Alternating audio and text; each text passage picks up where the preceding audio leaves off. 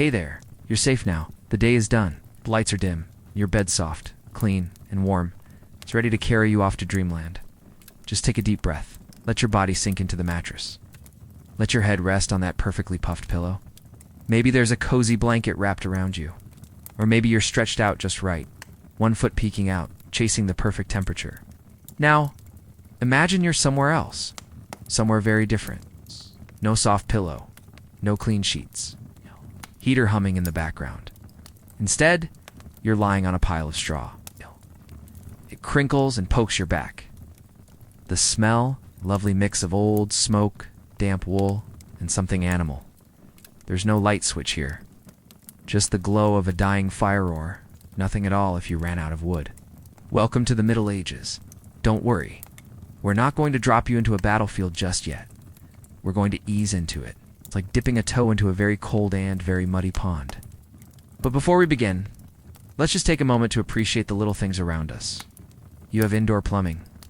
That means if you need to pee at 3 a.m., you're not squatting over a hole outside. You have hot water. Not heated by burning logs, but with the twist of a knob. You don't share your bedroom with livestock. At least, I hope you don't. You have toothpaste. You have coffee. You have socks that don't itch. And best of all, you have peace. No lord demanding taxes. No plague creeping through the streets. No one accusing you of witchcraft because your garden is growing a little too well. We forget how good we have it sometimes. So tonight, instead of tossing and turning while your brain replays embarrassing memories from 10 years ago, let's do something different. Let's go back in time. Not to the glamorous version, though. Not castles and gowns and noble banquets. We're going straight into the real deal muddy villages. Itchy clothes, rotten food, and all. 'Cause here's the truth. You wouldn't last a day in medieval times, but that's okay. Tonight, you don't have to last a day. You just have to listen. I'll take you there, step by step, with no need to fight a goose or milk a cow. We're going to stroll through the past like sleepy travelers. No rush, no judgment. Just a cozy little journey into a world where boredom, grime, and danger walked hand in hand. A world without Wi-Fi, without electricity, and definitely without toilet paper. So close your eyes. Let your imagination take over. And as you drift off, I'll walk you through a day in the Middle Ages. From the moment you open your eyes on a scratchy bed of straw, to the moment you crawl back into it. Exhausted, itchy, and probably covered in something gross. It's going to be uncomfortable. It's going to be kind of gross. It's going to be wonderfully boring. Perfect for falling asleep, don't you think? Let's begin. Let's see how your day begins. When your bed is full of bugs and your alarm clock is a rooster with an attitude, close your eyes. Imagine this. You've just gone to sleep on a pile of straw. Not a mattress, just straw. Pokes you in the back. It crunches every time you move. And oh, something small and itchy just crawled across your neck. That's probably a flea or a bed bug. You're not sure. You're too tired to care. You do your best to sleep. It's cold, but there's no heater. The fire burned out hours ago. The only warmth comes from your wool blanket that smells like wet sheep and sadness. Maybe you're sharing this tiny room with your siblings, your parents, maybe even a goat. Medieval times, space was limited and personal space, didn't exist. The sun isn't up yet, but your day has already started. Why? Because the rooster just screamed like he owns the place. And in a way, he kinda does. There's no alarm clock, no snooze button, just a bird with attitude. You sit up, your back hurts, your neck hurts. Everything hurts. Congratulations, you're alive in the Middle Ages. Your first thought might be, can I just sleep 5 more minutes? Oh no, you can't. There's firewood to collect, animals to feed, water to fetch, and none of this can wait. You stretch and yawn, then immediately gag, because the smell hits you like a wagon full of manure. You, your family, the house, everything smells like smoke, sweat, and something suspiciously damp. But it's normal here. In fact, if you smelled like fresh flowers, people would probably think you were possessed. Maybe you're thinking, all right, at least I can brush my teeth. But, no toothbrush, no minty toothpaste, no sink. You might use a twig if you're lucky, maybe a rough cloth. Some people rubbed ashes or crushed salt into their teeth. Some used stale wine. It kind of helped. Maybe anyway, your teeth are probably yellow or brown. and there's probably one or two missing already. Cavities? Yeah, no one's coming to fill those. Oh, and mouthwash, you mean swishing with ale? Congrats, you're fresh for the day. Next comes the outfit, but don't get too excited. It's not like you have a closet. You probably own 2 sets of clothes. The one you're re-wearing and the one you LL wear after washing the first. Only, you don't wash them often, so they're stiff, scratchy, and covered in everything from sweat to soot to yesterday's soup. It's usually made of wool, which sounds cozy until it's not. In summer, it's way too hot. In winter, it gets wet and stays wet. In underwear? That's not really a thing unless you're rich. You pull on your tunic, tie your belt, and shove your feet into hard leather shoes. They're uncomfortable, but they're better than barefoot in a muddy village full of animal droppings. Time to eat something. But don't expect bacon and eggs. No pancakes. No coffee. You get bread. Hard course. Yesterday's bread. If it's moldy, just scrape it off. If there's a bug inside, extra protein, I guess. You might also get some cheese, but it's more solid lump than smooth slice. And instead of milk or tea, you're probably drinking thin ale. Yes, beer for breakfast, but don't worry, it's not strong. It's just safer than the water, which might kill you if you drink it unboiled. Still hungry, there's always gruel. It's like oatmeal. Oatmeal lost all its hopes and dreams. Your ears are greeted by a lovely chorus of clucking chickens, snorting pigs, barking dogs, and maybe someone yelling at their goat. You walk outside and whoots mud. Mud everywhere. Cobblestones are for the wealthy. Your village is all dirt paths, puddles, and the occasional suspicious pile that you definitely should not step in. The air is cold, the sky is gray, but how you're not alone. Everyone else is up too. The village is already bustling. Someone's cutting wood. Someone else is hauling water. A child is crying. Again, if you think mornings are for me time, sorry. In medieval life, me time doesn't exist. You're off to feed the pigs, collect the eggs, or help your parents in the fields. Maybe you're grinding grain at the mill. Maybe you're re-chopping onions so strong they make you cry like you just lost your favorite cat. If you're a child, you're working. If you're an adult, you're working. If you're old, you're still working, just slower. The one fun thing about mornings. A little gossip. People gather near the well, whispering about whose cow escaped, who might be pregnant, and whether the priest seemed too friendly with the baker's wife. No social media here. If you want news, you get it from your neighbor's mouth, along with unsolicited advice, conspiracy theories, and probably a warning about demons in the woods. So far, you've woken up itchy, brushed your teeth with ashes, worn itchy wool, eaten bread that could double as a brick, walked through mud, fought a goose, hauled water, heard a rumor about a haunted turnip. And it's only 9 a.m., so next time your phone alarm goes off and you complain about Monday, just remember at least you're not waking up next to a goat with fleas, brushing your teeth with sour wine, and wondering if today's breakfast will give you worms. Life in medieval times didn't come with lattes or soft pillows. It came with chores, mud, body odor, and extremely low standards for comfort. But hey, at least it was. Simple. Now, take a deep breath. You're warm. You're safe. You're not in the 1300s, so relax. Close your eyes if you want. And get ready for Chapter 2, where we talk about how the bathroom didn't exist. So, you've made it through the night. Congratulations. You slept, kind of. On straw, next to your siblings.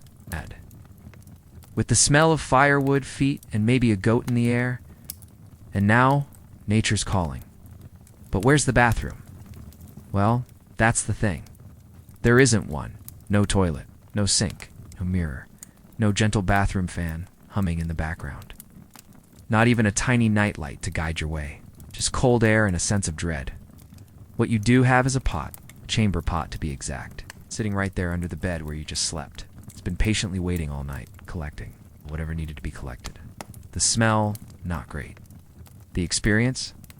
Worse. You grab it quietly, trying not to wake anyone. Because remember, privacy doesn't really exist here. You, your family, maybe even your neighbor's kid all crammed into one room. If someone rolls over and makes eye contact midstream, well, that's just medieval bonding. And after you're done, someone has to empty it. Maybe it's you. Maybe it's the youngest child. Or maybe you try to make it someone else's problem. Ideally, you take it outside to dump in a pit. Realistically, Some people just toss it out the window. Yes, out the window. But not before yelling Gardilu, a kind of medieval warning meaning look out below if you happen to be strolling by at that moment. Well, let's just say your day got off to a pretty rough start. In bigger towns, if you're lucky, there might be a communal latrine. Basically a wooden bench with a few holes in it, all lined up in a row. No partitions, no doors. Just you and your neighbors doing your business in a friendly little group setting, probably wondering what people used instead of toilet paper. Brace yourself. The options were creative. Sometimes straw, sometimes moss, occasionally old rags, and in more desperate moments, just your hand in a prayer. Suddenly, that extra soft toilet paper you have at home feels like the luxury of a king. Let's talk about the real MVPs of medieval waste management. Gong farmers. These were the brave souls whose job it was to dig out cesspits by hand, often at night, waist-deep in filth. It was dangerous, disgusting, and believe it or not, pretty well paid, but still not exactly the job of your dreams. They didn't get invited to many parties, but without them, medieval streets would have been even more unbearable than they already were. After all that, maybe you want to wash up. Splash some water on your face, start the day fresh. So you head outside, fetch a bucket of water from the well or the stream, and brace yourself, because that water is ice cold and muddy, and probably shared by half the village. You dip your hands in and splash it onto your face. It stings, you shiver. There's no soap, unless you made it yourself using animal fat and ashes. It smells. Interesting. It works, kind of, but doesn't leave your skin feeling soft and pampered, more like gritty and slightly beefy. And yes, you do all this while standing in the open air. Again, no mirrors, no fluffy towels, no privacy. You might be wondering, didn't people notice the smell? The short answer? No, not really. When everyone stinks, nobody stinks. Body odor was just part of the ambiance. Even nobles with their perfumes and powders rarely bathed. Bathing was sometimes even seen as dangerous. People believed opening your pores made you more vulnerable to disease. So instead of scrubbing up, folks just layered on herbs, oils, or flowers to cover the scent. It helped a little. If you lived in a big town, you might have had access to a public bathhouse. That was a real treat. Big wooden tubs, hot water, steam filling the air. Some bathhouses even served food. You'd soak, gossip, eat, and relax. Sounds dreamy, right? But bathhouses had a reputation. Some were more about pleasure than hygiene. Eventually, many were shut down either because of moral concerns or because of fears about spreading disease. So instead of regular baths, most people just wiped themselves down with a cloth and hoped it would do the trick. Now, let's talk about your mouth. Earlier, you brushed your teeth with a twig and some ashes. Maybe swished around a little wine. That's about as good as it gets. There's no toothpaste, no floss. Some folks used vinegar as mouthwash. Others tried urine. Your serin. They thought it whitened teeth. Let that sink in. By the time you're 30, you've probably lost a few teeth. Maybe more. Cavities go untreated. Infections can be deadly. And smiling with a full set of pearly whites is not exactly common. So let's take a moment. Close your eyes. Picture your modern bathroom. The toilet that flushes. Soap that smells like vanilla. The sink with warm water. The mirror with good lighting. The fluffy towels. The drawer full of toothpaste, floss, and maybe even a charcoal whitening strip or two. That bathroom isn't just a room. It's a throne room. A sanctuary. A place where you, Dan T, have to yell before tossing a bucket of waste out the window. Appreciate it. Because in medieval times, the simple act of washing your face or finding a clean place to go could be a daily battle. So, as you snuggle deeper under your clean sheets, be thankful you're not holding a chamber pot. You're not bracing yourself over a wooden plank. You're not scrubbing your hands with ashes and muttering a prayer to Saint Cleanliness. You're warm, safe, and modern. And tonight, that's more than enough. Now take a breath. Let it out slowly. Get ready, because in the next chapter, we're talking about breakfast. And let's just say, things aren't exactly looking delicious. Sleep well, my time traveler. We've only just begun. It's morning now. You're awake, sort of. You've taken care of your, let's say, bodily needs. You've splashed cold water on your face, possibly screamed a little inside, and now, it's time for breakfast. Don't get too excited. You head toward the table. It's wobbly. One leg is shorter than the others, and it creaks every time someone breathes too hard near it. But it does its job. Now food. In front of you sits a small chunk of coarse bread. It's dense, heavy, dark, probably baked 3 days ago. If it's moldy, you just scrape the green parts off. That's considered the safe part. If a bug crawls out, even better. Protein. Beside it is a piece of cheese. You think it's cheese? Could be a rock. Could be wax. Definitely smells like feet. But hey, that's calcium. To drink, you get ale. Yep, beer for breakfast. But don't worry, it's not the strong kind. It's watered down and barely alcoholic. Safer than the water, which may or may not give you stomach cramps that last all week. Hydration, medieval style. Now, if you're a little wealthier, your breakfast might include some porridge. Not creamy, warm, delightful oatmeal. No. This is more like gray sludge. It moves, but not willingly. You chew it, but it doesn't want to be chewed. It's made from barley or rye or whatever grains were left over from last week. You might add some onions if you're fancy. If you're extra lucky, there's a bit of salted pork, which you chew like it's rubber and try not to chip a tooth. Still hungry? You look around and someone's munching on a turnip like it's a breakfast apple. Someone else is gnawing on what looks like jerky but smells like regret. You sip your ale. It's warm. Just like that. Breakfast is done. No napkins. You wipe your hands on your clothes, or just don't. No table manners, really. Elbows on the table. Sure. Double dipping, who cares? Chewing with your mouth open. As long as you don't spit on the bread, it's fine. Forget about dessert. Sugar is rare and expensive. If you've even tasted something sweet this month, you're living the high life. Honey is the closest you'll get, but it's for special occasions or bribes. With breakfast over, it's time to head into the day. Your belly isn't full, but it's not empty. You'll survive, probably, unless you catch something from the bread.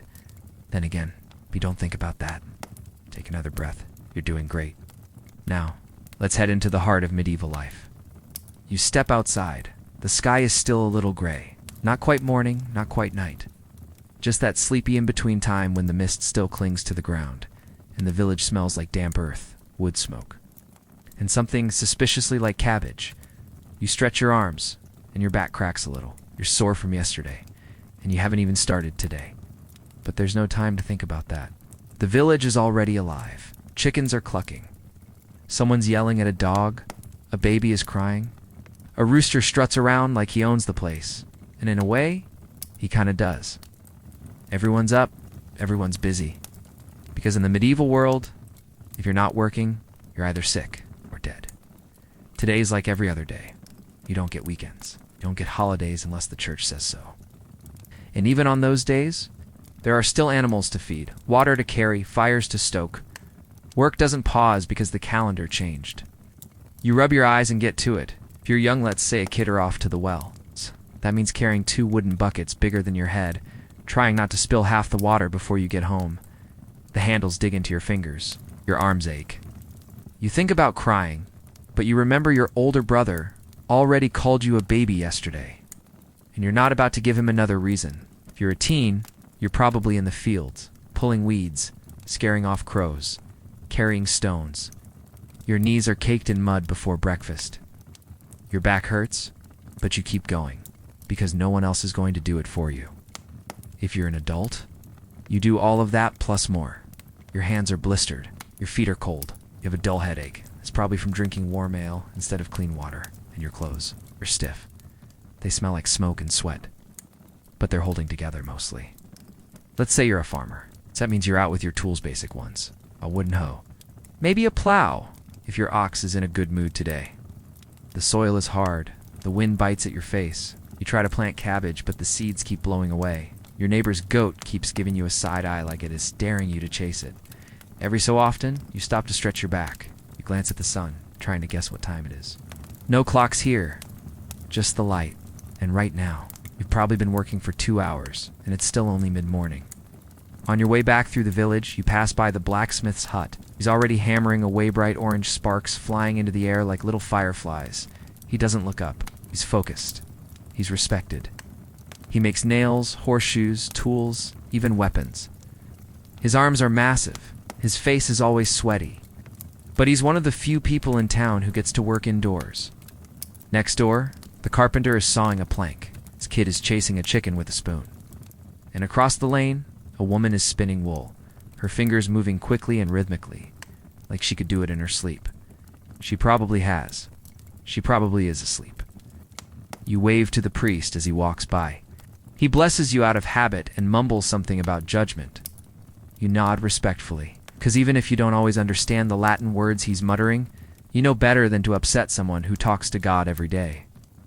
You stop briefly at your home or your neighbor's. Depending on who has a fire going, you warm your hands. You nibble on some leftover bread that feels more like a brick than food. You take a sip of warm ale, mostly because the water in the stream tastes funny today. You try not to think about why. You hear the local tax collector is coming tomorrow, which means today you have to gather up your dues. Not coins, most people don't have those. Instead, you pay in chickens, sacks of barley, wool, or labor. If you can't pay, well, you'll owe. And the local lord always collects, one way or another. And speaking of the lord, he doesn't live here. He's up in a stone manor, far away. But his presence is always felt. His rules, his soldiers, his taxes. You might never see his face, but you feel his hand in every coin you don't have, every crop you surrender. The hours drag on. You return to the field. You chop wood. You carry it. You stack it. It falls over. You stack it again. Sweep ashes out of the fireplace. You help mend a hole in the roof. You grind grain at the mill, taking turns with your neighbor while you both complain about how your backs are breaking and your hands are going numb. Around midday, someone starts boiling a pot of something. You're not sure what. It smells like cabbage and old socks, but it's warm and it fills your stomach. That's enough. The children are covered in dirt. One of them is licking a stone for no reason. Another is crying because a goose bit him. Again, the goose is probably the real village lord. Nobody messes with it. Someone starts gossiping about the baker's daughter. Someone else chimes in with a tale about a haunted well. You pretend not to listen, but you're absolutely listening. By mid-afternoon, your muscles are screaming. Your feet feel like wood. You want to sit, but you don't. There's always more to do. You help fix a fence. You untangle a fishing net. You chase a pig that somehow escaped again. You shout, you trip, you laugh, you swear. And finally, you take a break. Brief. Quiet. Just a moment to breathe and look around. But you look at your hands. Rough, dirty, stronger than you realized. And maybe, just maybe, you feel a little proud. Because even though this world is tough, you're still standing. The sun hasn't set yet. You've still got hours to go. But you made it this far. You wipe your forehead, you stretch, you sigh, and then you get back to work. Because in the Middle Ages, nobody's coming to save you from a hard day. There's no shortcut, no elevator, no Amazon delivery. Just you, your hands, and the land. But don't worry, you're just visiting. You're not really chasing pigs. You're not really grinding grain. You're not going to wake up tomorrow with a goat chewing on your boots. You're warm. You're safe. You're in your bed, listening. And for now, that's enough. Now take a deep breath. Let your body relax. We're not done yet. We're going to take it one day at a time. You're walking home now. The sky's a little darker. The clouds have thickened. And a cold breeze sneaks down your collar. Yes. You pull your wool tunic tighter and keep walking. But something's off. There's shouting loud. Tense. Not the usual bickering about goats or gossip over turnips. This is different. You follow the noise, and before long you see a crowd gathering near the center of the village. People are pushing in, whispering, pointing. You squeeze through the crowd to get a look. It's a man. His hands are tied. His clothes are torn. There's a bruise forming on his cheek, and he looks terrified. The village elder steps forward. His voice is calm but firm. The man is accused of stealing. Bread, they say. Just a loaf. Maybe two.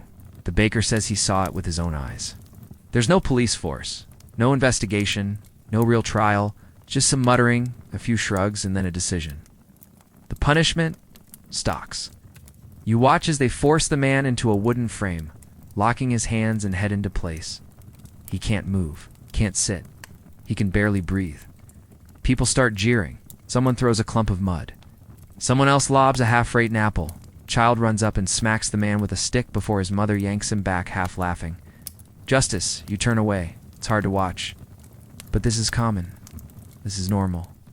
Sometimes the crime is worse, or at least the accusation is. Maybe someone says their neighbor poisoned their cow, or that a woman's herbs are unnatural. Or that someone muttered the wrong words during Mass. That's enough. That's all it takes. And then things get really dangerous. Because in the medieval world, proof isn't what you think it is. There are no fingerprints. It's no DNA. No witnesses being cross-examined.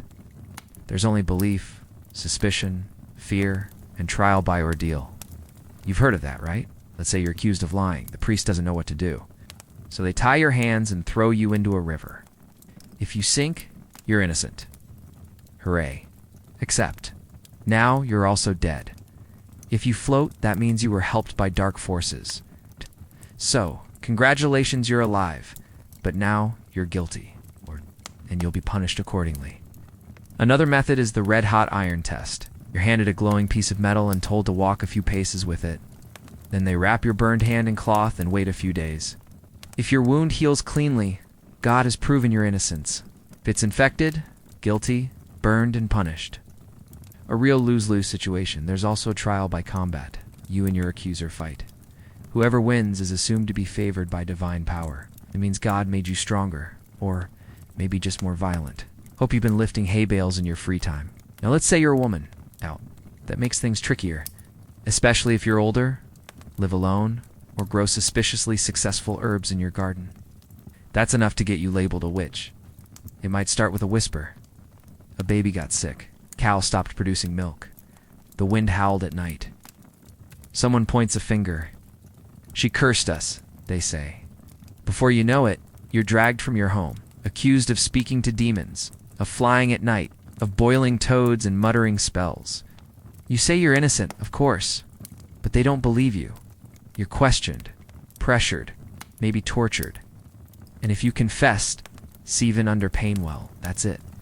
Confession equals guilt. If you don't confess, that's just more proof you're in league with dark forces. And the punishment for witches? Let's just say they don't usually live to see the next market day. But it's not just witches. It's anyone. Anyone who speaks too loudly. Anyone who disagrees with the priest. Anyone who stands out. Justice here isn't about fairness. It's about control. It's about fear. And a lot of the time, it's about power. And gossip. Gossip is a weapon. A rumor in the right ear can be more dangerous than a dagger. People don't forget. They talk. They twist stories. One minute you're a neighbor, and the next you're a heretic, a thief, a traitor. Even your clothes can get you in trouble. Wear something too nice, people assume you're stealing. Too ragged, you must be lazy. Too clean, suspicious. Too quiet, hiding something. You start to realize that survival in medieval society isn't just about working hard or staying healthy. It's about being invisible in all the right ways, blending in, nodding politely, keeping secrets, standing not to hear when the priest slurs something strange during Mass, pretending not to notice when the tax collector borrows a goat, pretending to believe even when you're not so sure, because doubt can be deadly. You leave the crowd. The man in the stocks is still there, head hanging. A dog is barking in the distance. Someone laughs, but it's sharp and bitter. You walk slower now. You think about everything you've seen, and everything you could have seen if you stayed longer. And you realize how fragile life is here, not just because of hunger or illness, but because people are unpredictable. Because the system isn't built to protect the weak, it's built to keep order. Even if that means hurting people who did nothing wrong. You reach home and push open the door.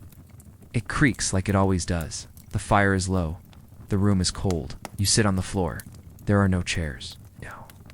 You take a deep breath and exhale slowly. You made it through another day. And in this world, that's no small thing. But deep down, you know, it could have been you. Locked up, accused, silenced. Tomorrow, it still could be. So you keep your head down, your words soft, your steps careful. Because in the Middle Ages, staying safe doesn't just mean staying healthy. It means staying small, staying quiet, staying invisible. But tonight, you don't need to be afraid. You're not the one in the stocks. You're not about to be judged by fire or water. You're just listening. is floating gently through a world that's long gone, even if its echoes still reach us sometimes. You're wrapped in blankets, in a room with walls that don't leak, and a bed that doesn't itch. You have privacy, peace, plumbing. You're free, so rest easy, traveler. You've seen enough of medieval justice for one night. Tomorrow, there's more to discover. More grime, more mud, maybe a castle, maybe a war. But for now, just sleep. You're not on trial here. You're just here for the story. You wake up stiff and sore. Again, the fire has gone out, and your toes are cold. There's frost on the inside of the shutters. Your breath hangs in the air like a ghost. Your back aches from yesterday's work, and your nose itches with the scent of ash, animals, and something that might be mold. Welcome to your castle. Yes, your castle. That sounds fancy, doesn't it? But before you start picturing chandeliers, feather beds, and long flowing gowns, let's talk about what living in a castle really means. The first thing you notice, it's cold. Really cold. Colder than you imagined possible for a building made entirely of thick stone. Castles weren't designed for comfort. They were built for defense, for survival. And in the winter, they're basically giant freezers with turrets. You roll out of bed well, not a bed. More like a wooden frame with ropes underneath. Holding up a straw-stuffed mattress that's lumpy, stiff, and smells a bit like old stew. Your blanket is heavy wool. It itches, but at least it's warm. Your room is dark. One small slit of a window lets in a sliver of gray light. Glass is a luxury, and you don't have it. Just a cloth flap or a wooden shutter if you're lucky. You can hear the wind whistling through cracks in the stone walls. It sounds like the castle is sighing, tired of standing for so long. You look around. There's not much here. A chamber pot under the bed, a wooden stool. Maybe a small table with a candle burned halfway down and dripping onto the wood. Your clothes hang from a hook stiff with yesterday's sweat and smoke. You dress quickly, not because you're in a hurry, but because it's freezing. Your fingers don't quite work yet, numb from the cold. Your shoes feel damp. You don't know why. You don't ask. You head down the stairs. The stone steps are uneven. One is cracked. You trip a little, but you've done this enough times that you catch yourself without falling. The hall is enormous and empty. It echoes with every step. You'd think a great hall in a castle would feel grand, majestic, alive, but really it feels hollow. It smells like wet dogs and old smoke. The walls are decorated a few faded tapestries, a shield with a crack in it. Maybe a broken sword nailed up for show, and it's dark. So dark. There are torches and iron sconces, but they only light up patches of wall. The corners of the hall vanish into shadow. You squint. Is that a chair or a person? You're not sure. You move faster. The floor is stone. Your feet slap against it. It echoes again. You reach the hearth. A massive fireplace. Wide enough to stand inside. There's a little fire going, just coals really, but someone's already working to stoke it back to life. A servant, hunched and sleepy-eyed, throws on a log. Sparks pop and crackle, trying their best to warm this cave of a room. You sit on the edge of a bench and hold your hands toward the fire. Your fingers tingle as they thaw. You can't feel your nose. Someone hands you a bowl. Porridge, again. Gray, lumpy, bland. You eat it anyway, because this is life in the castle. It's not feasting and dancing every night. It's cold, drafty, loud in some places, deathly silent in others. Mice scurry across rafters, sometimes bats. And don't even get started on the smells. There's no plumbing here, just buckets. Sometimes chutes that drop waist down the walls if you're on the top floors. Hope you don't step in something you can't identify. The kitchens are smoky, hot, and dangerous. Huge iron pots bubble over open flames. Cooks yell. Knives flash. Someone drops a ladle and gets yelled at in 3 languages. There's food, sure, but it's not all good. Meat goes off quickly. Bread is better the older it gets. And spices. Expensive. Rare. Reserved for nobles and special occasions. You don't have your own room, unless you're someone very important. Most people sleep in shared spaces. On benches, on floors, wrapped in cloaks. Someone's always snoring. Someone else is coughing. A dog wanders in and curls up by the fire. No one moves it. The guards march by on rotation. Their armor clinks. Their boots echo. They don't smile. You glance at the walls. Cold, thick. The windows are more like arrow slits, designed to keep people out, not let light in. You remember this as you climb a spiral staircase later round and round and round, trying not to get dizzy. These stairs are tight on purpose, so enemies can't rush up easily. Defenders can swing swords with their right hands and push intruders down with a good shove. It's brilliant, really, but exhausting when you're just trying to find the room where you left your boots. You reach the upper floors. More rooms.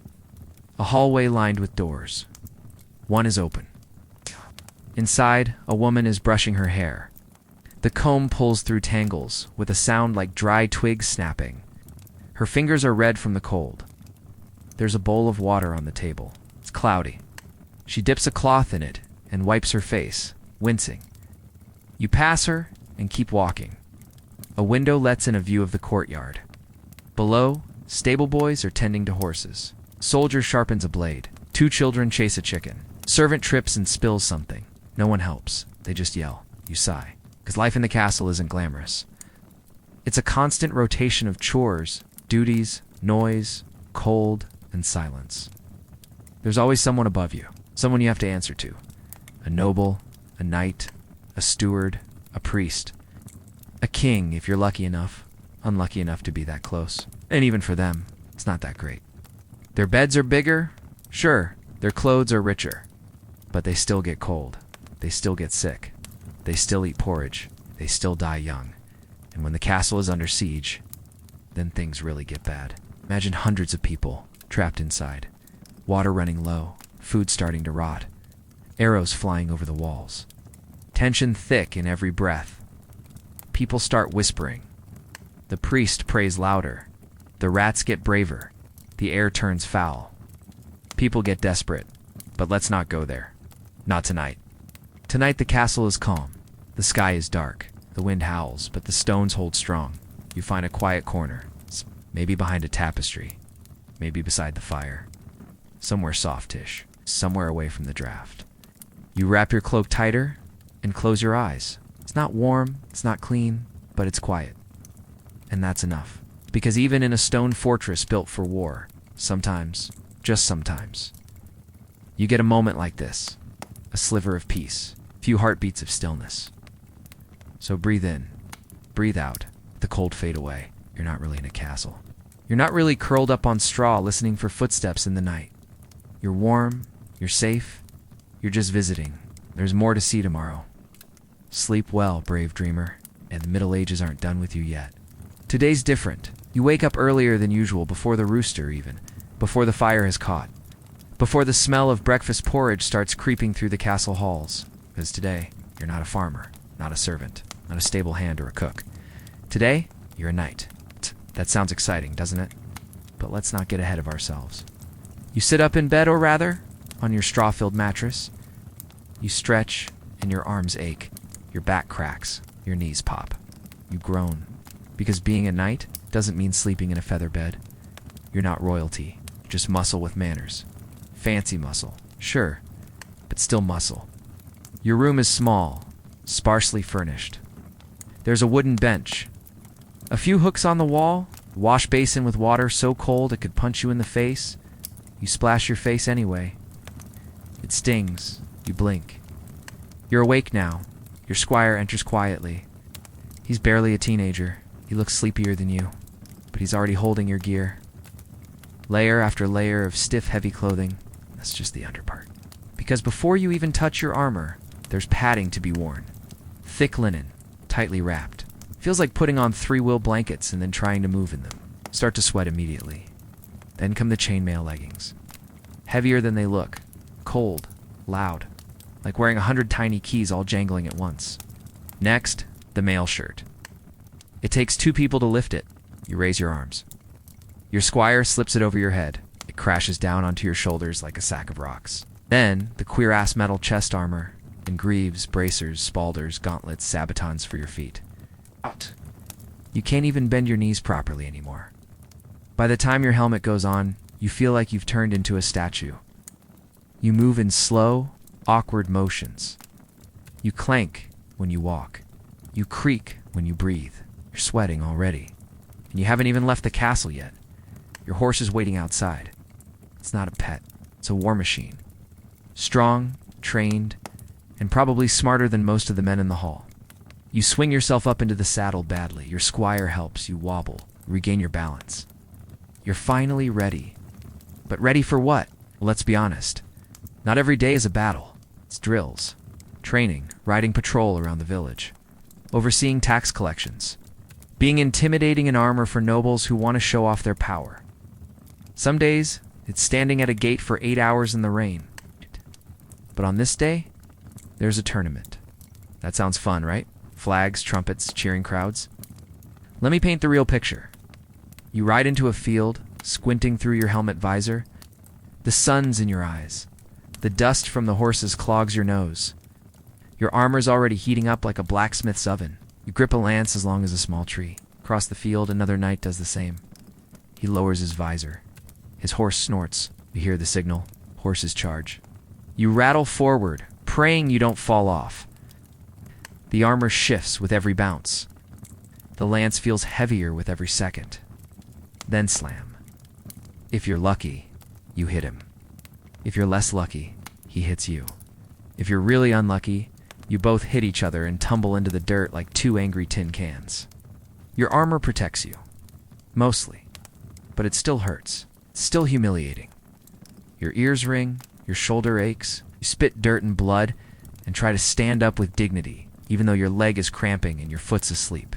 The crowd cheers. But not for you.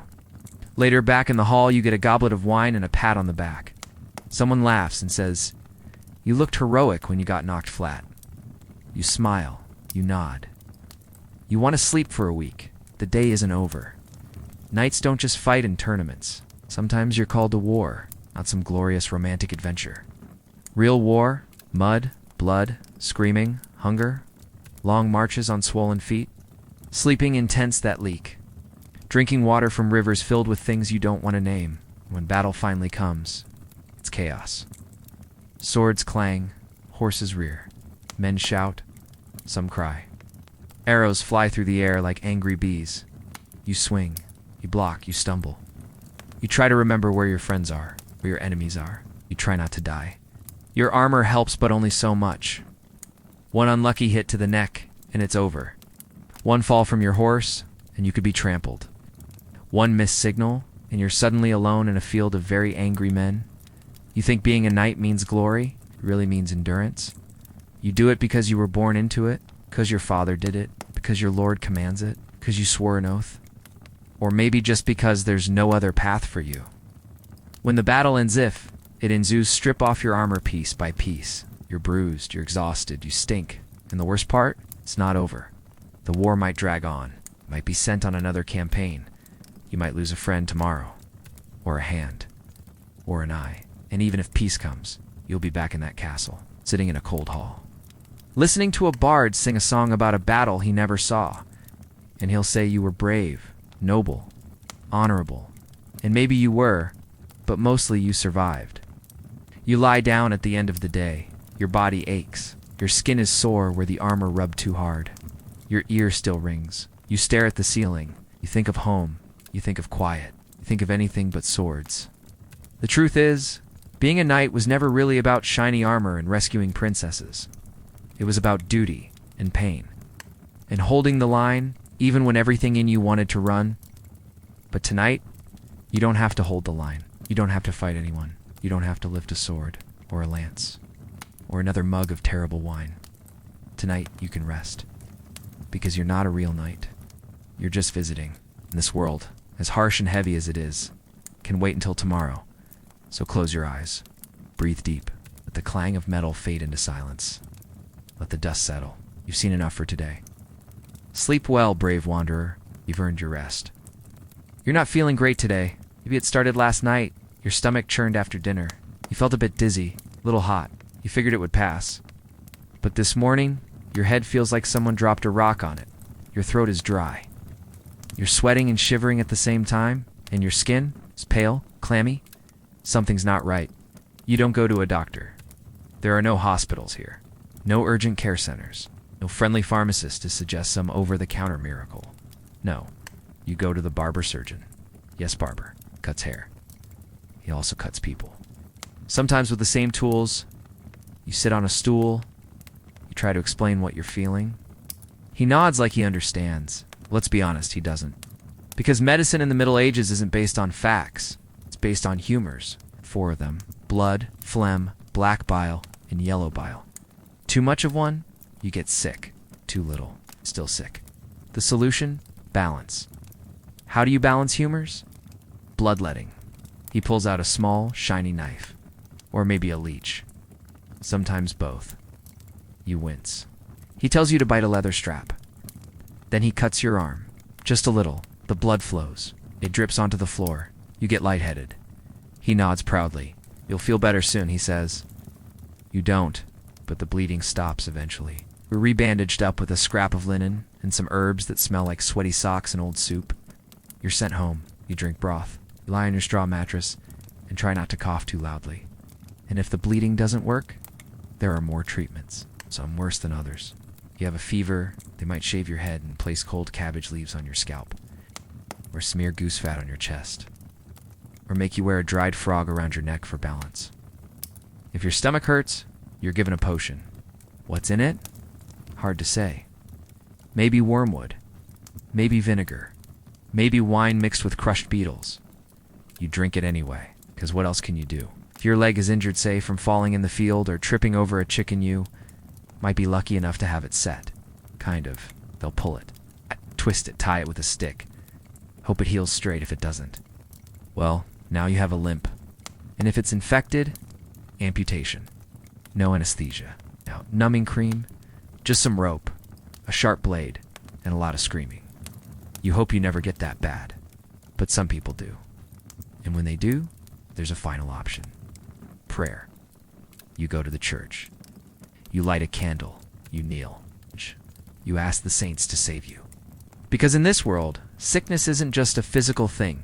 It's spiritual. Illness might be a punishment. It's a sign that you sinned, or that someone else did, or that the devil's nearby. You confess. You repent. You drink holy water. Maybe it helps. Maybe it doesn't. But at least you tried. Now let's talk about the plague. You've heard whispers. A town 2 valleys over is sick. People coughing, dying fast. Then it comes to your village. First 1, then 3, then 10. No one knows what it is.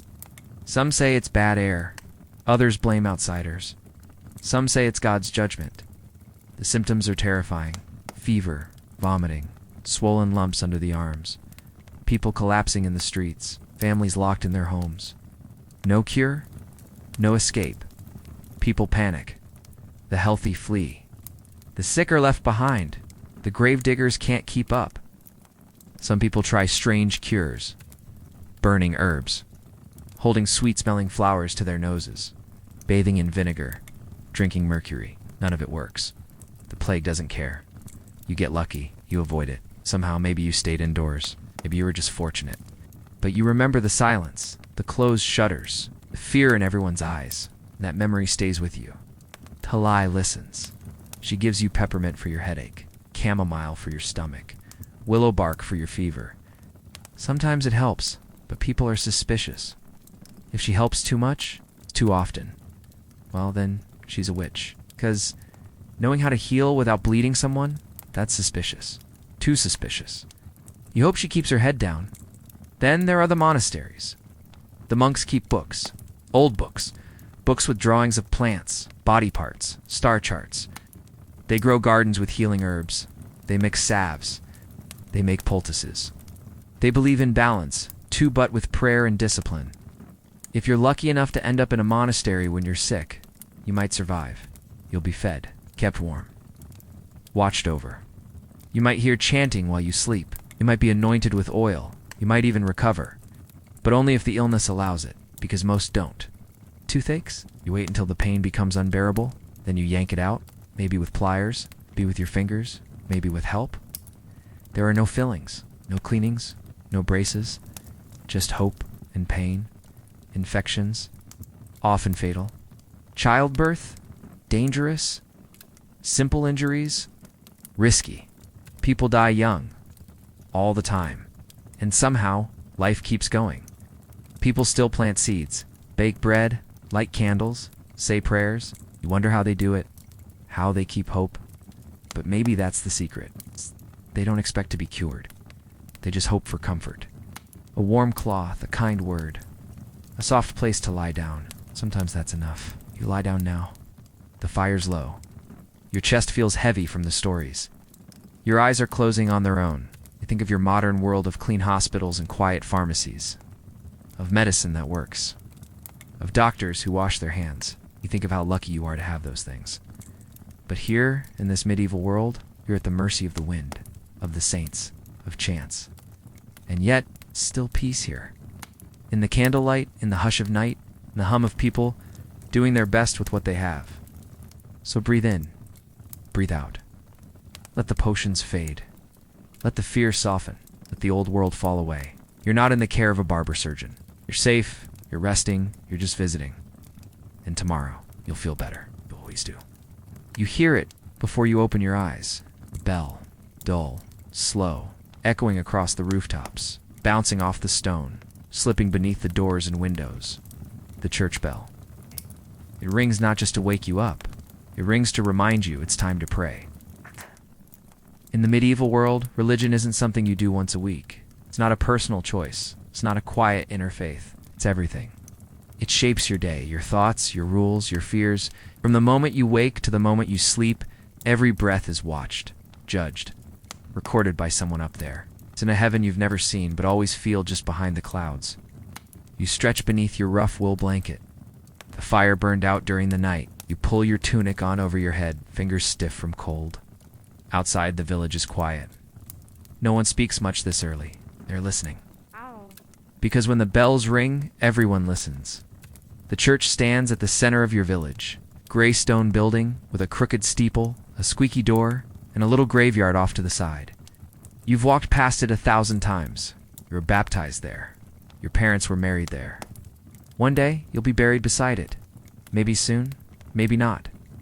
That thought crosses your mind more often than you'd like. You go to Mass. It's not optional. Everyone goes, even if they don't understand the Latin. Even if they don't believe it all. You go. You kneel. You listen. You cross yourself. You bow your head. You try not to cough. The priest speaks. He's the most educated man in town. Maybe the only one who can read. He holds the Bible like a weapon and a shield. He knows things. You respect him. You also fear him, because in the Middle Ages, the church is more than a place to worship. It's the law, the hospital, the school, the news, the courtroom, the calendar. The voice that whispers in your ear when you're alone at night. It's everywhere. Every Sunday is holy. So are feast days, saints' days, fasting days.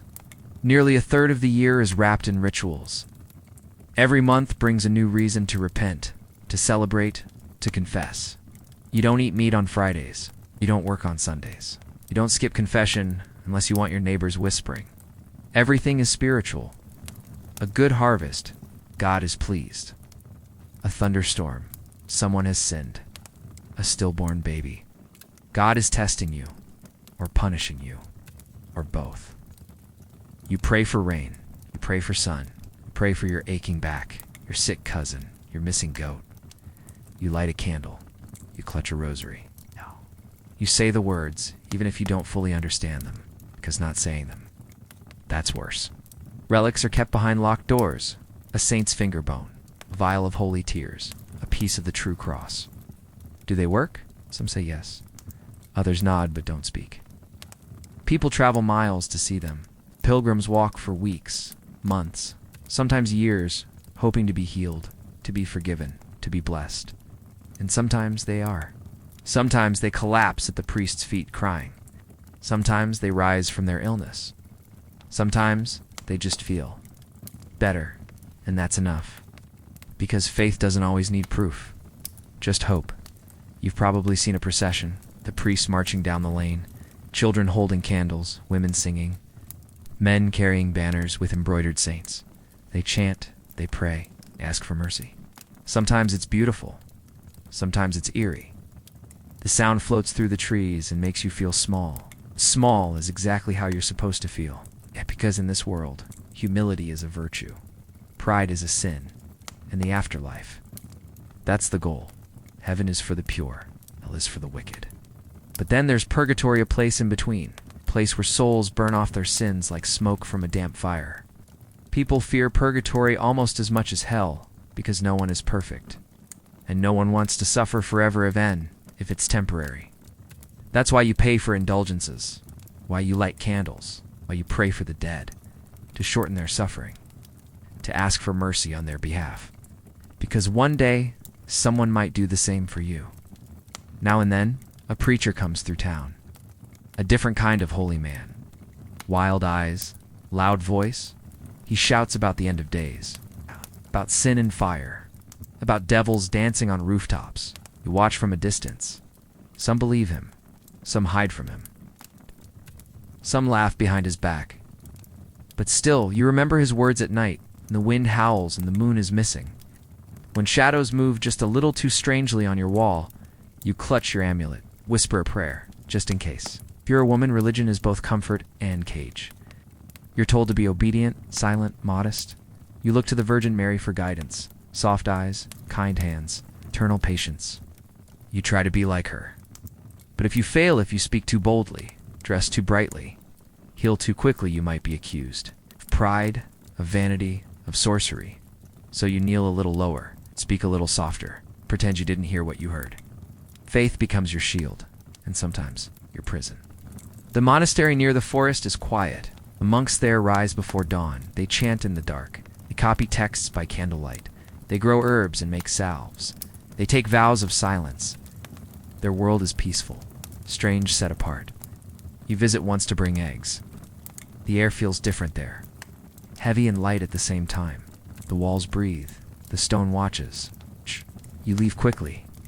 You're not ready for that kind of silence. Religion offers answers, but not always the ones you want. Why did your sister die? God's will. Why is your son still sick? God's test. Why do you feel empty even after confession? No answer, just silence. Do you pray harder? At night you recite the same old lines. Deliver us from evil. Forgive us our trespasses. Lead us not into temptation. You wonder if the saints are listening, if God really hears each voice, if heaven looks like anything at all. But then the wind rustles the trees outside your window. The fire cracks softly. The room feels warm, and that's enough. You close your eyes. Not because you're sure, but because you're tired. Because the prayers are familiar. Because doubt is too heavy to carry every day. You're not in danger. You're not being judged. You're just here, resting. And tomorrow, the bell will ring again. It always does. So breathe in, breathe out. Let the candles burn low. Let the church bells echo somewhere far off in the distance. You're not kneeling in a cold pew. You're not whispering prayers out of fear.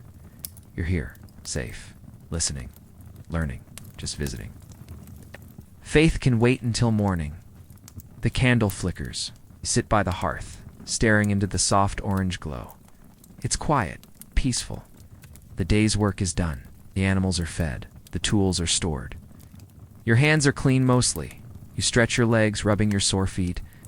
The fire crackles. Someone nearby hums a tune under their breath. For a moment you wonder, what would you read if you had a book? But here's the thing, you don't. Not because you don't want one, but because in this world, books are rare, heavy, expensive, and written in languages most people don't even speak. Because in the Middle Ages, you probably can't read. Not your fault. You were never taught. There was no school, no blackboard, no teacher guiding your hand through letters and sounds. Maybe the priest taught a few boys their prayers. Maybe the Lord's children had a tutor. But you learned how to plant, cook, herd, mend, trade, not how to read, and you're not alone. Most of the village is just like you. The baker, the blacksmith, the shepherd girl with the loud laugh. Even the older noble woman down the road who owns 3 goats and an attitude all share something in common. You've never read a sentence in your life. If you ever saw a book, you'd be shocked. They're not little paperbacks with dog-eared corners. No medieval books or treasures. Thick covers made of wood or leather. Pages made of animal skin vellum, soft, yellowish, sometimes still smelling faintly of the creature it once belonged to. Each page is written by hand, slowly, carefully, inked with quills. Some are decorated with gold leaf, bright colors, tiny illustrations of saints and angels and vines that wrap around the letters like living things. A single book could take months or years to make, so they're kept locked in monasteries or chained to desks in cathedral libraries. Not for browsing, for protecting. And when someone reads aloud from one, the whole room leans in to listen, because those words, they're rare, powerful, sacred. But even if you can't read, that doesn't mean you're without stories, because stories live in people. They're passed from mouth to mouth. Shared over fires, whispered in kitchens, shouted across fields. Old men tell tales of knights and dragons. Women hum lullabies filled with ancient legends. Travelers arrive with news from far-off places, some of it true, most of it not. You listen with wide eyes. You remember what matters. You forget the rest. You know tales of saints who healed the blind, of devils who stole souls in the night, brave peasants who tricked cruel lords, of clever foxes, wicked wolves, and talking birds. No books needed, just memory. The town crier brings news. He stands in the square and unrolls a scroll one. He probably can't read either, but he shouts the words someone else taught him. Tax changes, marriage, a hanging, a war. Everyone gathers. Everyone listens. You pass the news along. The world moves by word of mouth. Sometimes a traveler passes through with something special. A puppet show, a fiddle tune, a worn piece of parchment with strange drawings, maybe a map, maybe nonsense. You gather to see it, hear it, touch it, because new things are rare and precious, even if you don't understand them, even if they don't last. You know what a book is? You've heard of them. It's the Bible especially. The priest holds one, speaks from it every week. Latin flows from his mouth like water over stones. You don't catch much of it, but the rhythm is familiar, comforting. The idea that words invisible words can hold such power. It's magic. You believe in that magic, even if you can't use it yourself. Sometimes, someone tries to teach you a letter or two. Maybe the village priest is in a generous mood. He draws an A in the dirt. You stare at it. Repeat the sound. Trace it with your finger. But then a goat escapes. A pot boils over. A child screams. Okay, the lesson is gone. Because there's no time. No parchment. No silence. Only chores. Only life. If you're a woman, reading is even further away. You're told your place is in the home. The field, the church pew, not the library. Even noble women are sometimes discouraged from reading too much. Too many ideas, they say, cause trouble, and yet some still learn. They read letters, psalms, herbal recipes. They hide poems in drawers, copy prayers by candlelight. They read quietly in secret. You hear rumors of people who teach themselves. A merchant's son, a runaway nun, a boy who copied every letter he saw on tavern signs and tombstones. One day you pick up a scrap of parchment from the road, a corner torn from something official. It has letters. You don't know what they say, but you keep it anyway. In a larger town, there might be a scribe. Someone who writes for money, contracts, letters, deeds. You watch his hand glide across the page. Ink flows like river water. His quill dances. He charges more than you'll make in a month. But still, you wonder. Not being able to read doesn't mean you're stupid. It means your world is different. You know the signs of weather, the timing of harvests, how to dry herbs, how to slaughter a chicken, how to calm a crying child. You can listen, remember, sing, tell. Those are skills too. But still, part of you longs for the quiet power of ink on page. You lie in bed tonight and imagine it, holding a book, feeling its weight, hearing the soft rustle of pages, seeing your name written down, seeing anything written down, understanding it. Not needing someone else to read it for you. Oh, not needing to wait. Just knowing. Your eyes grow heavy. The fire glows low. You dream of symbols, letters, ink stains, old stories written in margins. You dream of libraries, secret corners and warm light. You dream of learning, not for money or power or status, but just for you, just to know. And maybe, someday, far in the future, someone like you will read. Not just one person, everyone. Books will be everywhere. Stories will be printed, bound, shared, no longer rare, no longer locked away. But for now, in your medieval village, you fall asleep with stories whispered into the night. Not written, but remembered. That's enough. It's morning again. The sun is rising, barely. The fire is low. Your breath fogs in front of your face, and your toes are curled up under the blanket, trying to stay warm. You've survived another night in the Middle Ages. Now it's time to get dressed. Sounds simple, right? But in this world, getting dressed isn't just about comfort. It's not about style. It's not even about the weather. It's about who you are, or at least who you're supposed to be. Because in medieval society, clothes tell your story before you even open your mouth. You roll out of bed, your only pair of shoes clunk against the floor. They're stiff, cold, smell like damp leather and mud. You hope they're dry today. They're shuffle over to your clothes. They're hanging on a peg, same as yesterday. And the day before. Because if you're a peasant, you own one, maybe two outfits. You sniff them, shrugged. They'll do. You slip into your tunic. It's wool, always wool. Rough, itchy, and strangely heavy for something so thin. The fibers catch your skin. You scratch your shoulder before the day even starts. Then come the hose. Not quite pants, not quite tights more. Like long leg socks held up with laces. They're hard to wrangle, sag, they pinch. But that's what everyone wears. Underwear, if you're lucky. If you're rich, if you're not. Well, let's just say breezes are your enemy. Now you throw on your belt. It's not just to hold things up. It's also where you hang your knife, your pouch, maybe a charm for protection. You slip on a hud good for warmth and hiding bed hair. And that's it. You're dressed.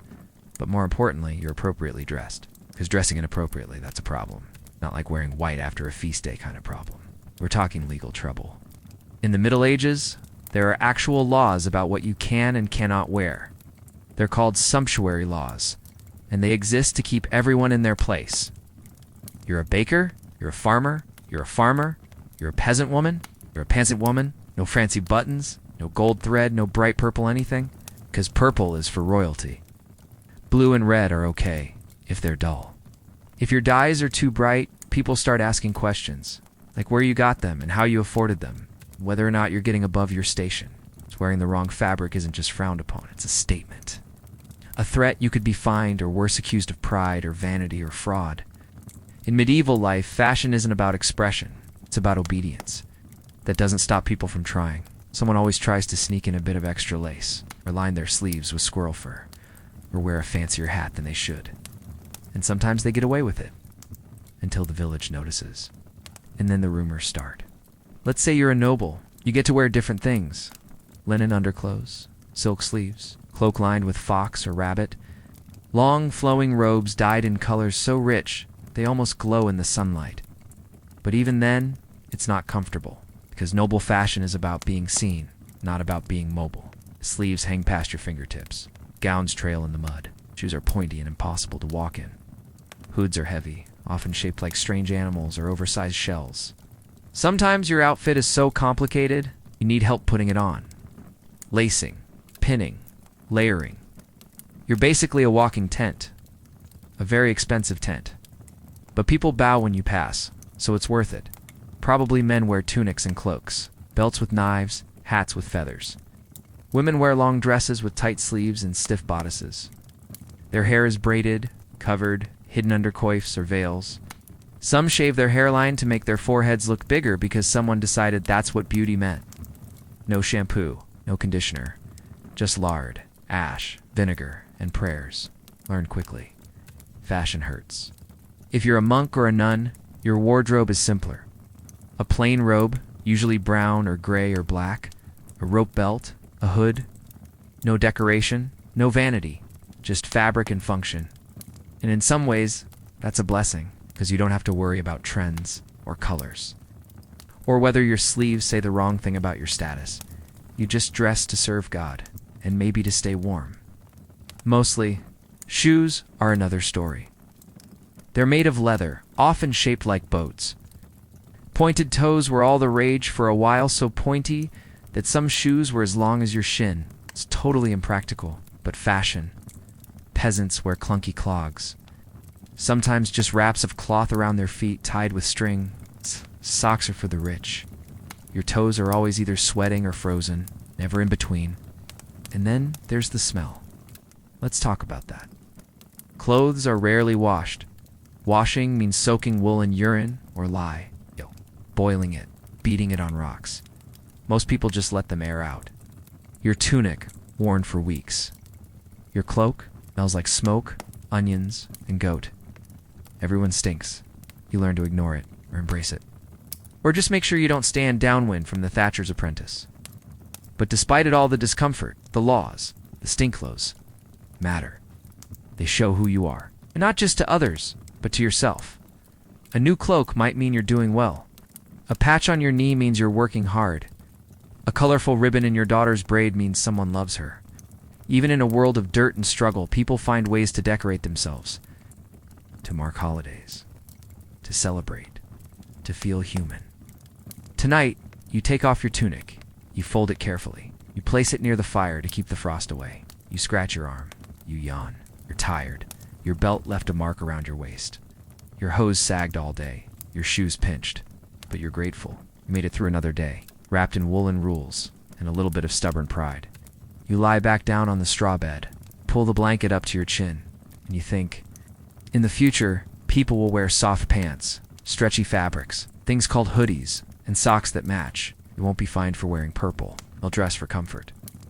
And they'll never understand what it meant to lace yourself up every morning and step into a world where your clothes told everyone exactly how far you could go.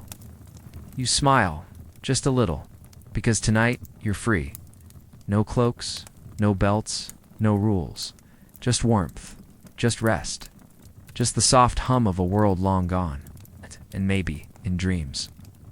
A hint of silk. The sun is low again. You've worked all day, carried water, fed the animals, patched the roof.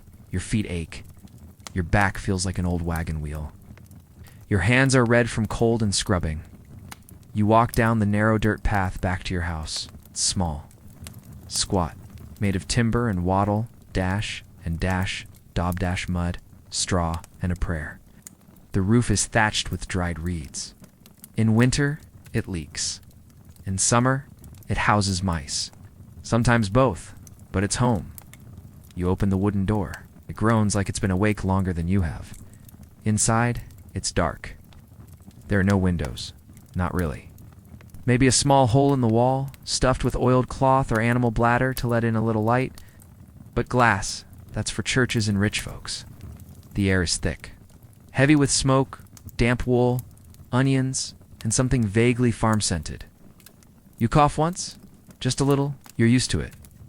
The house is just one room. No bedrooms. No upstairs. No doors to close behind you when you need a minute. It's just space. Open. Shared. The fire is in the middle of the room. A small hearth. No chimney. Just a hole in the ceiling where the smoke rises or tries to... Most of it lingers. It curls around your face. It gets in your clothes. It lives in your hair. But the fire is everything. Your stove, your light, your comfort. You keep it going day and night. If it goes out, you have to borrow flame from a neighbor. Or relight it with flint, which is slow and annoying. So you protect it like it's a family member. Sometimes it feels more loyal than your goat. Speaking of the goat, yes, she's inside. Along with the chickens, and maybe a piglet. They sleep on the straw floor, curled up near the fire. Their body heat helps keep the room warm. Plus, there's no barn, no extra building, no extra anything. Animals and people under one roof. You'd think it would be chaotic. And sometimes it is. A chicken lays an egg in someone's shoe. The goat snores. A toddler tries to ride the pig like a horse. But this is normal. You don't even blink. Your bed is a pile of straw, laid out on a wooden frame. Or maybe the floor. Covered with a wool blanket, rough as a scouring brush. Maybe a cloak. Maybe just the heat from the fire and whoever's sleeping next to you. Privacy, not here. You sleep beside your siblings, your parents, your grandparents if they're still alive, maybe even a cousin or two. Everyone fits. Everyone has to fit, 'cause it's cold and there's nowhere else to go. You close your eyes and pretend not to hear your brother snore, or your sister whispering about a boy from the next village, or your father muttering in his sleep. This is how people have always lived. Together. Always together. Look around the room. There's a wooden table wobbly stained full of splinters. A few stools, a bench, maybe a three-legged chair if you're lucky. On the wall, some clay jugs, a wooden spoon, a knife, a cooking pot hanging on a hook. That's the kitchen, over in the corner. A chest with your family's most precious things, maybe a Bible, maybe a wedding dress, maybe an extra pair of shoes. That's the closet. There's a small shelf with dried herbs hanging from a beam sage. Thyme, rosemary, there for cooking, for healing, for protection.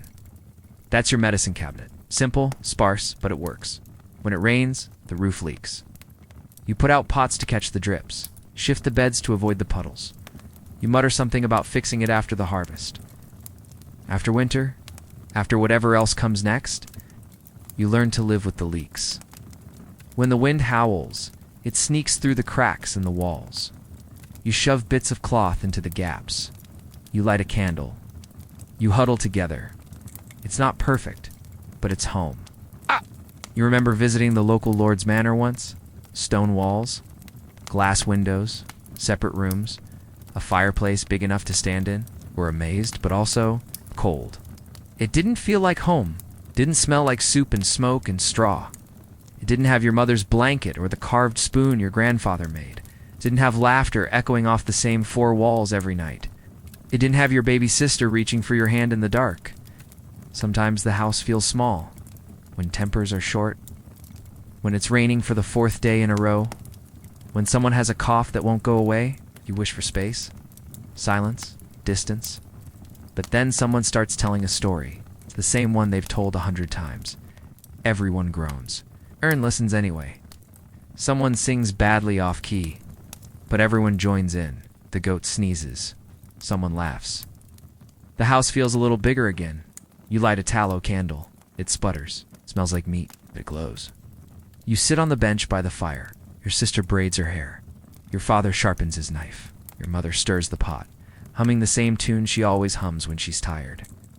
The children argue over who gets the warmest spot. You lean back against the wall. You exhale. This is life. It's noisy, cramped, dusty, but full. You lie down at last, pulling the blanket up to your chin. Someone's elbow is in your ribs. The floor creaks as someone tiptoes over to check the fire. The wind whistles softly through the hole in the roof. You smile, just a little. Yes, even though this house is barely bigger than a barn, even though you share it with people and animals and smoke and smells, it's yours, and it holds you. Someday people will live in houses with dozens of rooms. They'll have walls that block sound, lights that turn on with a switch, heaters, showers, refrigerators, televisions. But tonight, none of that matters, because you're here. In a one-room cottage, under a patchy roof, surrounded by the ones who love you. And that's more than enough. Close your eyes. Let the fire crackle. Let the animals snore. Let the soft sounds of this medieval home wrap around you like a second blanket. You're not in a stone tower. You're not in a palace. You're here, where it's warm and loud and alive. Sleep well, my traveler. Tomorrow we wake to winter, and the cold is just getting started. The fire has gone out. You wake in darkness. The kind of darkness that wraps around you like a heavy wool coat. Not a single crack of light. It's just silence, stillness, cold. You pull the blanket tighter, but it doesn't help. Your nose is frozen. Your fingers are stiff. Your breath clouds the air above your face. Winter has arrived.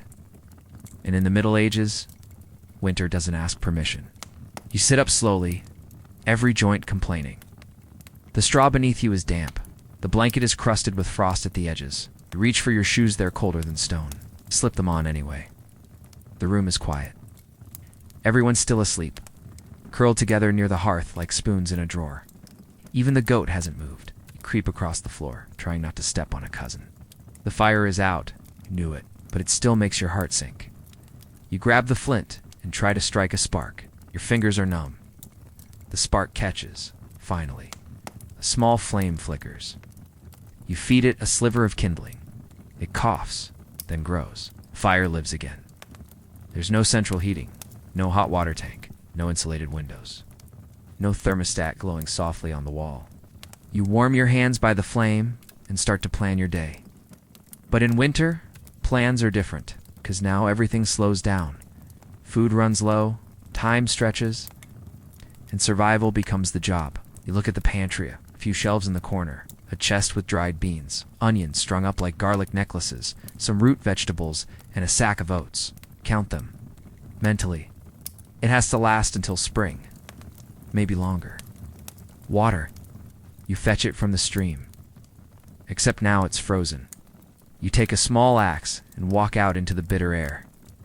The wind bites your cheeks. Your breath fogs and swirls like smoke. The trees are bare. Now the ground crunches under your boots. You can't feel your toes. You reach the stream and chip away the ice. Cracks and splinters like glass. Finally, you fill your bucket and hurry back, sloshing freezing water on your wrist. It stings, but you've done it. One small victory. Breakfast is oat porridge. Again, but this time it's thinner. You add more water, less grain, stretch it. No one complains. Everyone knows the game. You eat what's there. You chew slowly. You lick the bowl. Because you don't know how long the winter will last. Sometimes it's 3 months. Sometimes 5. You don't get to decide. The days are short. The nights are endless. You do what you can to stay busy. You sew. You mend. You sharpen tools. You twist wool into thread. You tell stories. But mostly you wait. You wait for warmth. For sun. For green. When the snow comes, it blankets the world in silence. Thick, white, quiet, pretty. For about 5 minutes, and it becomes a problem. The roof sags. The animals are restless. The door won't open. You shovel with a wooden board until your hands go red. Then you come inside and sit by the fire, trying to feel your fingertips again. Your clothes never fully dry. You hang them near the hearth, but they stay slightly damp. Always. You sleep in them, work in them, eat in them. And every morning they're cold again. It becomes routine. Cold sleeves, cracked lips, chapped hands. Always. The chickens stop laying. The goat produces less milk. The pig eats more than you do. You ration everything. You dream of spring onions, fresh bread. Of something warm that doesn't taste like wood and sadness. Dreaming doesn't fill your belly. So you chew, slowly, and you say thank you, even if your stomach growls later. Sometimes people don't make it through the winter. You hear of it from the next village. A widow, alone, a baby, sick, an old man, frozen in bed. No one says it out loud, but everyone knows. Everyone counts. Because winter isn't just a season, it's a test. Hear the priest's bell on a clear, bitter morning. It rings once, slowly. Someone has died. You don't ask who. You just hold your bowl tighter and take another bite of boiled cabbage. It's warm. That's something, but not everything is bleak. There's laughter too. Children sliding on frozen puddles, snowball fights near the barn, an old song hummed while stitching patches, joke told near the fire that makes everyone snort into their bowls. Even in the cold, life finds room to bloom, in moments, in smiles. It's silence that doesn't feel so heavy. And then there's the sky, so clear, so wide. On cloudless nights, you step outside and look up. Stars so sharp they almost hurt, moonlighting the snow like silver. The whole world breathless. You forget how cold you are. Just stare. And for a moment, you're not hungry. You're not tired. You're not worried about how many onions are left in the pantry. You're just here, alive, wrapped in wool and wonder. You go back inside. Your family is snoring. The fire is glowing softly. You crawl into the pile of blankets and bodies. Someone rolls over. Someone mumbles. You smile. Because it's winter and you're still here. Not everyone will understand this. The slow burn of survival. It's a quiet triumph of simply waking up. The courage it takes to light a fire. Again, to boil water again. To be cold, hungry. Sarans still keep going, but you do. And that's enough. You close your eyes. The wind moans outside, but you don't mind. It's just winter talking. It can't get in, not tonight. Not when the fire still burns. Not when your heart is full. Sleep well, winter traveler. You've earned your rest. Spring will come. It always does. But for now, let the frost stay on the window. Let the world go still. You're warm. You're safe. You're here. And that's more than enough. It's nearly dark. You're sitting by the fire, hands wrapped around a warm bowl, eyes half closed. The day is almost done. But there's one more story to tell before sleep, not about work, or war, or the cold. Tonight, it's about love, but not the kind with roses and poetry and long walks on the beach. In the Middle Ages, love is a little different, a little harder, a little quieter. Let's start with marriage. In your world, marriage might be about romance, about feelings, about choosing the one your heart skips a beat for. But here, marriage is a contract, a deal, an agreement between families, between farms, between fortunes, or the hope of one. If you're a peasant, you marry young, maybe 13, 14, 15, old enough to carry water, cook a meal, tend to a child. That's what matters, not your favorite color, not your dreams, just whether the match makes sense. Is he strong? Does he have land? Is she fertile? Does she know how to bake bread and survive a winter? These are the questions that matter, because life is hard and marriage is survival. You don't choose your partner, your parents do, or your village elder, or your priest. Maybe you've spoken to them once or twice. Maybe you saw them at the market stacking turnips or herding goats. Maybe you've never looked them in the eyes before the ceremony. Still, the day comes. You wash your face, you brush your hair, you put on your best tunic. The church is cold. The priest speaks words you half understand. You say, "I will." And now you're married. It's just like that. There's no honeymoon. You go home to a one-room cottage.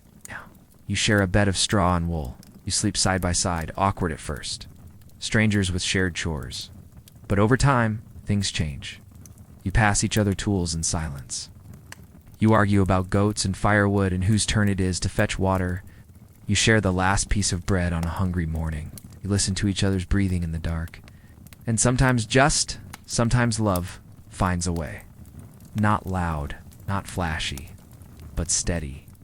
Strong like the fire you both keep feeding. Of course, not all marriages are kind. Some are cruel, a hard hand, a sharp tongue, a woman trapped with no voice, a man who drinks more than he works. There are no divorce papers, no couples therapy, no fresh start in another town. Once you're bound, you stay bound. For better, for worse, and sometimes for worse again. Now, let's talk about children, because after marriage comes childbirth, and in the Middle Ages, that's no small thing. It's dangerous. It's for the mother, it's for the baby, for everyone involved. There are no hospitals, no painkillers, no sterile tools. Just a small room, a wooden bed, a bucket of water, some cloths. And a midwife if you're lucky. She's usually an older woman, calm and experienced, with hands like weathered leather and a voice that's steady even when things go wrong, and things do go wrong. All the time. You could be in labor for hours, days. You scream, you cry, you pray. You grip someone's hand so hard your fingers cramp. There's blood. There's fear. There's silence, sometimes when there should be crying. There are tears even when the baby lives. 'Cause now comes the next test. Keeping them alive. Half of all children don't survive past age 5. Fevers, infections, accidents, hunger. You don't get attached too soon, not fully. But you love them anyway. You always do. You sing them lullabies while scrubbing pots, carry them on your hip while stirring soup. You kiss their cheeks even when they're filthy. And when they laugh, the whole world feels soft. Just for a moment. If you're lucky, you have many children.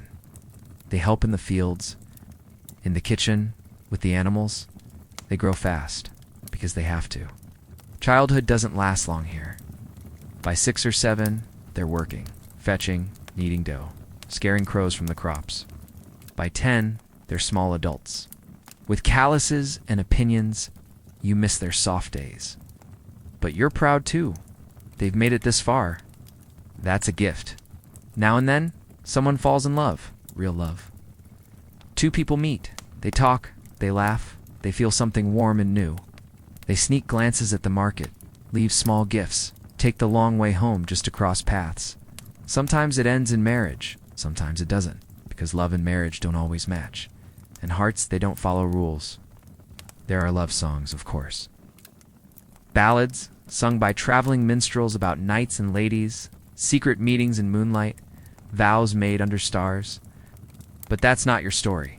Yours is made of shared bread, of patched clothes, of tired smiles, of holding hands after burying a child, standing side by side through flood, famine, and fire. Love not written in poems, but lived. And what about those who never marry? They exist too. The quiet girl who never smiles, the boy who walks alone by the river, the widow who speaks to no one, the monk who left everything behind. Some choose solitude, some have no choice, but all carry stories, even if no one asks them to share. Tonight, you lie beside someone. Maybe it's your husband, maybe your wife, maybe just your sister, snoring softly in the straw. Someone who knows your breathing patterns, your bad moods, your favorite soup. Someone who doesn't need words to understand your silence. You don't say I love you. People don't really say that here. But maybe you pulled their blanket up higher. Maybe you saved them the last spoon of stew. Maybe you touched their shoulder when you passed. That's love too, in its own quiet way. Close your eyes. You think about the way life binds people together, not with flowers or rings or grand speeches, but with small, stubborn acts of care, with years, with survival. And in that, you find something more lasting than any love song, something deeper, something real. So sleep now, traveler. The fire is low, the night is calm, and somewhere beside you, someone is breathing softly, not alone, not here, not in this world, not tonight. It's quiet tonight. It's a kind of quiet that feels like the whole world is holding its breath. You're near the fire. The room is dark. The others are asleep. You listen to the wind outside, soft, tired, steady. It moves through the trees like it knows something you don't. And maybe it does, because in the Middle Ages, death is always near. Not dramatic, not always sudden, just close. Like a neighbor. Like someone you nod to in the morning. Like an old story everyone knows by heart. You've seen death before, not just at funerals, but in everyday life. A child with fever. A horse that fell and broke its leg. A woman who didn't survive childbirth. An old man who didn't wake up. There's no panic. No shock. No sirens or flashing lights. Just silence. A few whispered prayers. And the quiet understanding this happens. Life expectancy. Maybe 35, but don't let that fool you. It's not that people drop dead at 35. It's that many never make it to 5. Babies get sick. Accidents happen. Wounds get infected. Medicine is basic. Luck is everything. And yet people live. Not just survive. Live. They sing, dance, tell stories, hold hands, laugh until they can't breathe. Because when death is always close, life feels sharper. It's more urgent. Dressed, sometimes in their best clothes, sometimes in simple linen, more beautiful. When someone dies, the village gathers. Not just family, everyone. The baker, the blacksmith, the shepherd, the widow with the loud voice and the quiet eyes. They come. The body is washed. Coins are placed over the eyes. Warm light. Angels with calm voices and big wings. The earth is soft or frozen, depending on the season, but it opens just the same. The priest says a prayer. The bell rings slow and heavy, and then the walk. Down the dirt path. Past the chapel, to the graveyard. With effort, with one eye on the sky. The hole is dug with care. People cry. People stay silent. People remember. Then the dirt goes back in. The world keeps turning. There's no fancy headstone. Be a wooden cross, maybe a stone, maybe nothing at all. Just memory. Or a flower grow from a patch of fresh dirt. Or hear a song that makes the sadness feel smaller. And even that fades over time. But it's okay, because in this world death isn't the end. It's just the next thing. Heaven is always waiting. Pearly gates. That's what you hope. That's what the priest says. If you lived well confessed, fasted, prayed, you'll be welcomed. If you sinned, well, there's purgatory, or worse, so you try. You live with care, because when you die, you want the next chapter to be softer than this one. Children are told not to fear death. They do. Sometimes, then they see a butterfly land on a grave, and they smile again.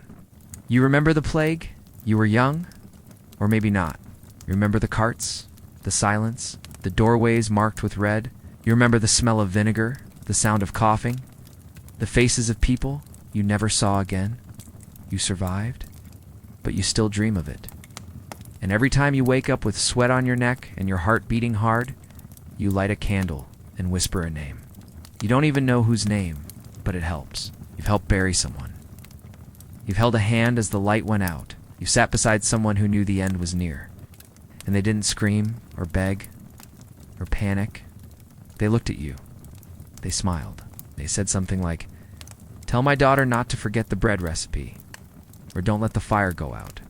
Something small, something human. Because when death comes, life is what matters.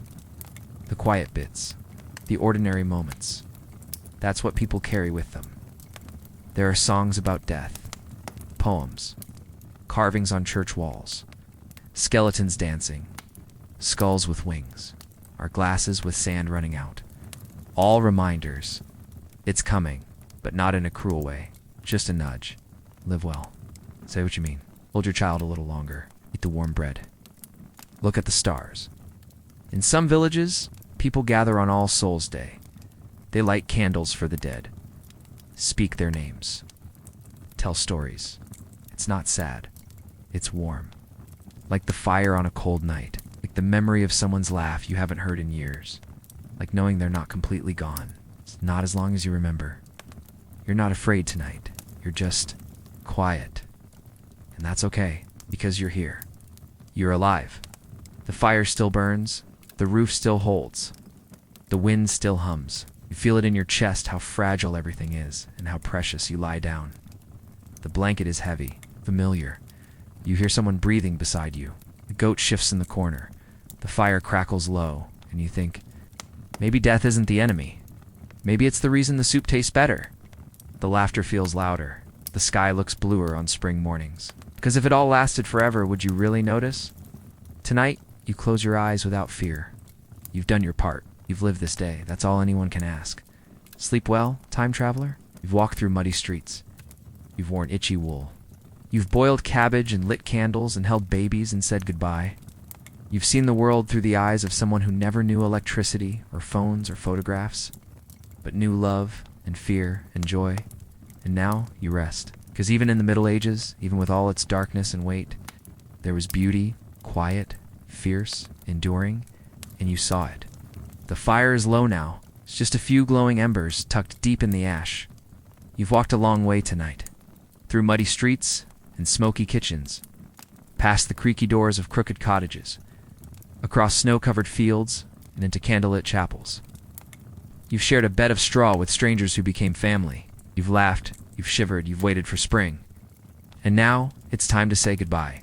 To the noise, to the smells, to the ache in your back and the cold in your boots, to the Middle Ages. Where life was hard but full of meaning. Where love was quiet, food was simple, and every sunrise was a small miracle.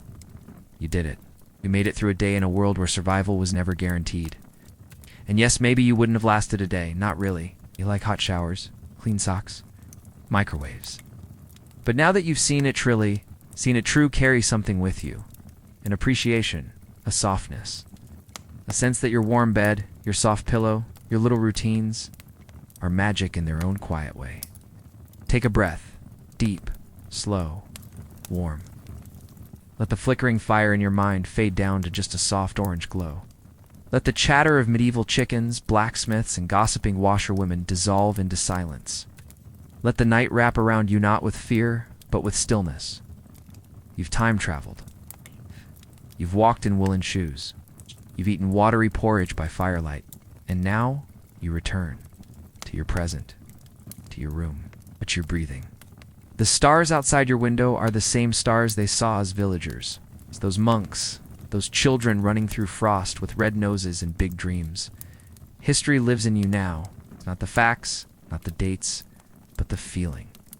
The echo of lives once lived, the rhythm of simple days and hard nights, the beauty of it all.